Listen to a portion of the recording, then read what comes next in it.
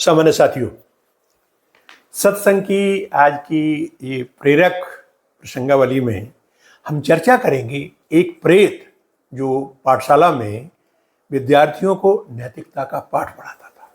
आपको सुन के आश्चर्य हो रहा होगा, लेकिन ये बहुत ही मैं कहूँ रोमांचक और पावन प्रेरणादायक प्रसंग है। तो मैं चाहूँगा कि आप इसको सुने और इससे जो प्राप्त होने वाले हमको संदेश को हम आत्मग्राही करें। हुआ ये था कि वृंदावन में एक बहुत ही सुप्रसिद्ध विद्यापीठ है धर्म संघ। उसके जो प्राचार्य जी हैं बहुत ही तपोनिष्ठ धर्मनिष्ठ माने जाते हैं और वो यही उनका एक ख्याति है कि भाई ये धर्म जो है धर्म संघ के आचार्य जी हैं, धर्म संघ के आचार्य जी हैं और बहुत ही मैं कहूँ कि सिद्ध संतों में से उनकी तुलना की जाती है। तो हुआ ये कि उनकी जो पाठशाला है बहुत ही ख्याति प्राप्त, मैंने बताया ना कि ये भी गुरुकुल विद्यालय था।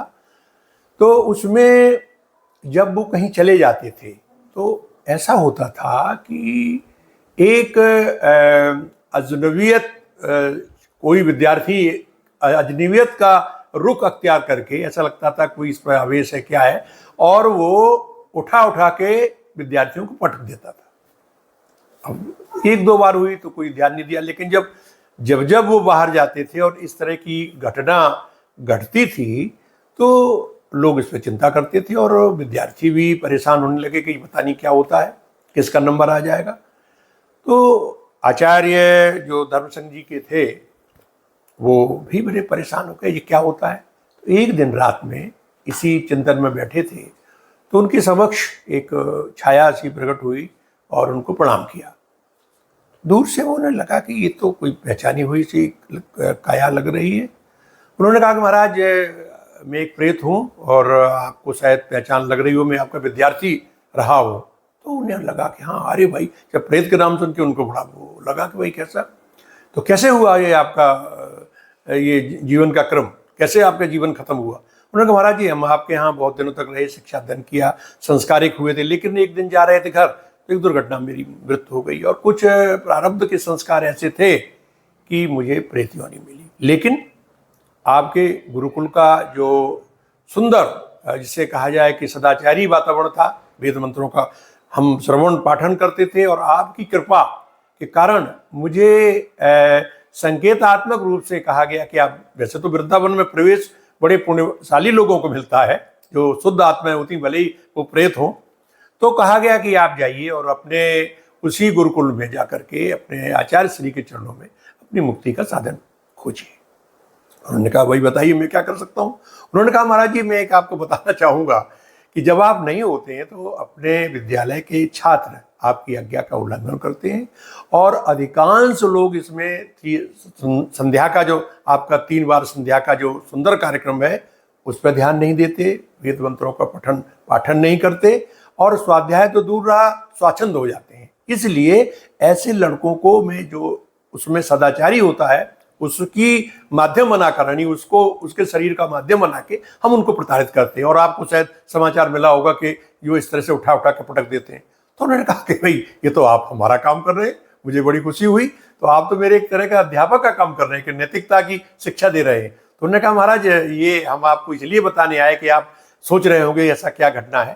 तो उन्होंने कहा कि आप इस अपनी जो आपका क्रम इसको अनवरत रखिए। और ऐसे तो हुआ ये कि जब भी महाराज जी बाहर जाते तो जब इस तरह की चर्चा फैल गई थी कि जो विद्यार्थी संध्या का पालन नहीं करते, वेद मंत्रों का पाठन नहीं करते, गुरु की दी हुई आज्ञा का पालन नहीं करते, उन्हीं को जो है पटक देगा ये कोई शक्ति।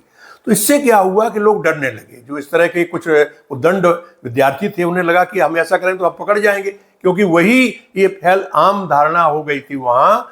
आचार्य जी ने कहा था कि भाई जो लोग हमारी आज्ञा का उल्लंघन करेंगे, संध्या पाठ नहीं करेंगे, अपना अध्ययन जो है उस पर ध्यान नहीं देंगे, अरुचि पैदा करेंगे, उनके साथ एक घटना होगी। तो हुआ क्या कि धीरे धीरे फिर विद्यार्थी डरने लगे और पूरा वातावरण विद्यालय का बड़ा शांत, सौरभ और बड़ा अनुकरणीय हो गया। इसके बाद एक दिन फिर आया तो गुरुजी से कहा कि महाराज अब तो मैंने ठीक कर दिया है, अब हमारी आप मुक्ति का कोई साधन सोचिए। और हमारे कई और जो हमारे वहाँ संपर्क में है वो लोग भी कह रहे हैं कि आपके आचार्य श्री बड़े वो हैं, तो सबकी कृपा हो जाए, आपकी कृपा हो जाए तो सबका कल्याण हो जाए। तो उन्होंने श्रीमद् भागवत सप्ताह का इन्हीं पेतों, खासकर इसके विद्यार्थी के, अपने विद्यार्थी ये कहेंगे कि आचार्य की कितनी कृपा है कि अपने विद्यार्थी की सदगति के लिए उन्हें सप्ताह का आयोजन किया। ये प्रसंग परम पूज्य प्रातः स्मरणीय राजेंद्र दास जी महाराज जी ने अपने एक सत्संग में वर्णन किया और ये भी कहा कि मैं साक्षी हूँ जो उस प्रेतात्मा की मुक्ति के लिए जो श्रीमद् भागवत कथा का आयोजन किया गया था, मैं भी उसमें गया था। तो इस तरह से उन्होंने बताया कि इस तरह की घटनाएं होती हैं जो सच्चरित्र होते हैं, और वह है न विधिवश पूजन सुसंगत वरई फणि मनिसम निज गुण अनुसरही। अरे संस्कार बस यदि इस तरह से हो जाते हैं तो वो अपने गुणों को, अपने जो स्वभाव को नहीं भूलते और वो अच्छाई की ओर चल जाते हैं। वैसे ही बताया कि एक बार गोस्वामी जी के साथ भी हुआ, जब वो शेष सनातन जी के काशी में विद्यापीठ में पढ़ते तो वहां भी एक ऐसा प्रेत आ गया था जो दुष्ट लोगों को करता था, और वो खाली ऊपर का जो कक्ष था उनका, जिसमें उसको पूरा खाली करा दिया था। वो वृक्ष था, पीपल पर रहता था। सामान्य साथियों, मैं आपको स्मरण करना चाहता हूँ, मैंने भी एक वीडियो दिया था इस पर कि भूत से बचने के लिए बनाया भूत रक्षा का स्रोत या कवच, ऐसा कुछ एक वीडियो दिया था मैंने। उसमें भी एक वृत्तांत दिया गया था कि किस तरह से। तो ये कहने का आशय ये है कि इस तरह की जो आत्माएं होती हैं वो किसी संस्कार या प्रारब्धवश यदि उन्हें प्रेत योनि मिल जाती है तो वो अपनी सुगति का सुंदर माध्यम छांट लेती हैं। तो इसलिए हमें इस बात पर यह शिक्षा मिलती है कि हम सदकर्म करते चले, और कहीं कुछ हो भी जाता तो परमात्मा अपने आप हमारी रक्षा करता है और ऐसा साधन हमें और ऐसा मार्ग बता देता है जिसमें कि कल्याण हो जाता है। आज के इस सत्संग की श्रृंखला में यही